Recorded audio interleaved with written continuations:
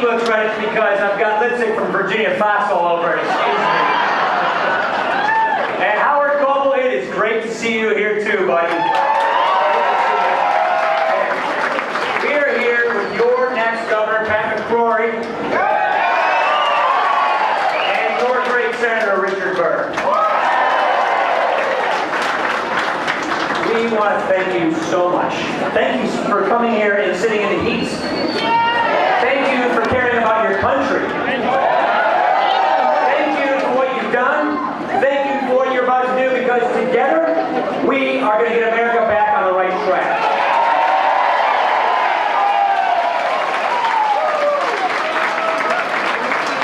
It is our duty to offer you, our fellow citizens, a clear choice in this election.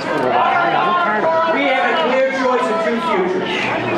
Are we going to accept the status quo, accept the path that President Obama has put us on, government taking over healthcare, government taking over all these different aspects of our economy, Washington picking winners and losers in our economy, putting us on a path of debt, putting us on a path of doubt and decline? Or are we going to get back on track, turn this economy around, get people back to work, and leave our children a better future?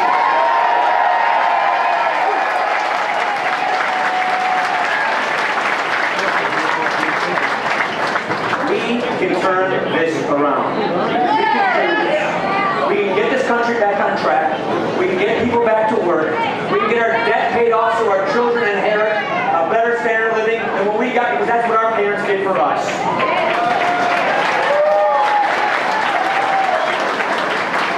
But we're going to need your help. We're going to need you. This is how all of us get in together. We're going to need you to talk to your co-workers. We're going to need you to talk to your friends and your neighbors. And this election is so important. We need you to talk to your relatives even on this one.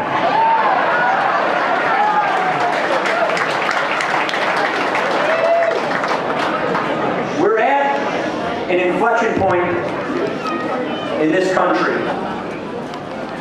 where the very idea of what this country stands for is on the line. America is extremely unique, because it's not just a place. It's not just North Carolina or Wisconsin or Massachusetts or Maine or California. America is an idea. And the idea of America was very clear. Our founders made it really explicit. Our rights come from nature and God, and not from government.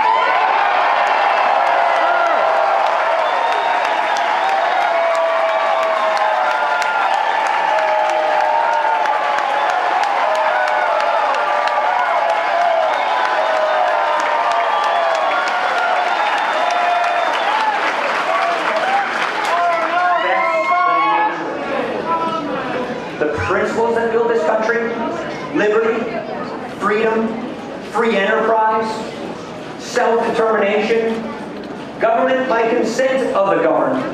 Those are the principles that made us great. Those are the principles our founders put in place, that our veterans fought for and secured. Every generation faces this test. This is our generation's test. And when a country is facing a test like this, is when a country so desperately needs leadership.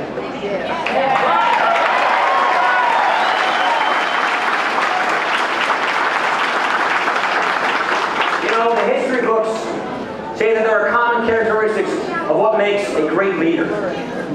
A person with a bedrock of principles. A person with a moral compass. A person with a vision. And a person who has the skills and the experience to put that vision into place. Guess what?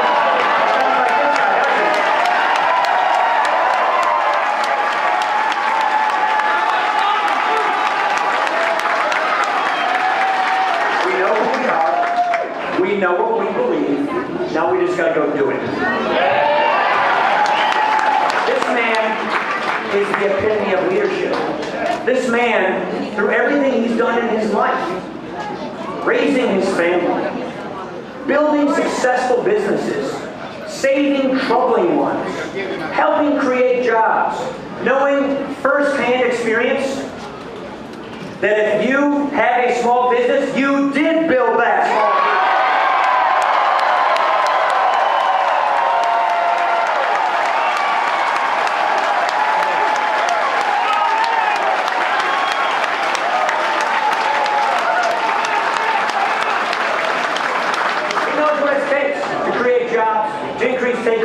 way. He knows what entrepreneurs go through when they're suffocated with red tape, uncertain taxes, government regulations. You know what? Remember when we had the Olympics back when it was in Salt Lake? Remember the chaos? Remember the waste and the bloated spending, the corruption that was plaguing the Olympics at that time? Waste, corruption, bloated, sounds kind of familiar, doesn't it? Who did they turn to? Who did they ask?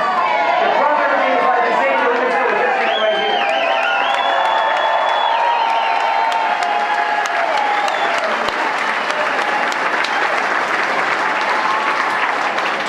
A man who, as governor, increased jobs, improved the credit rating of the state, balanced budget without raising taxes, increased family income, all of the opposite of what President Obama's policies have done.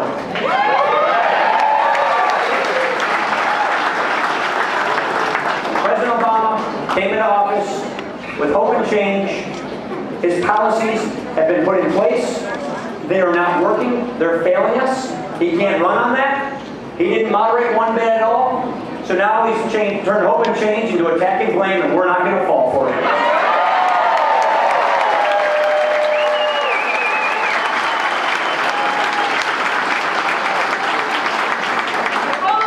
The person with the skill, the person with the integrity, the person with the vision, the person that is going to be the next president of the United States is this man, the next man, his name is Mitt Romney.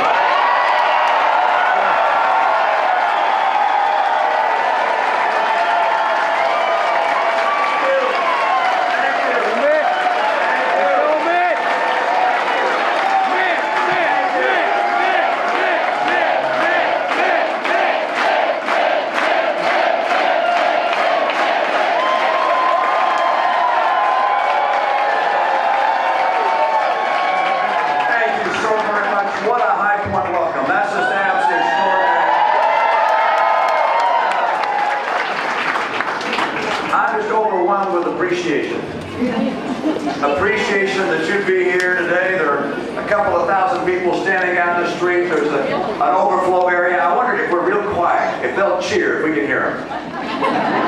Oh, they're out there somewhere. We were just over there saying hi. We drove over here. It's absolutely amazing how many people have come together. And I know you may like Paul and me, but what you love and what brought you here is your love of the country.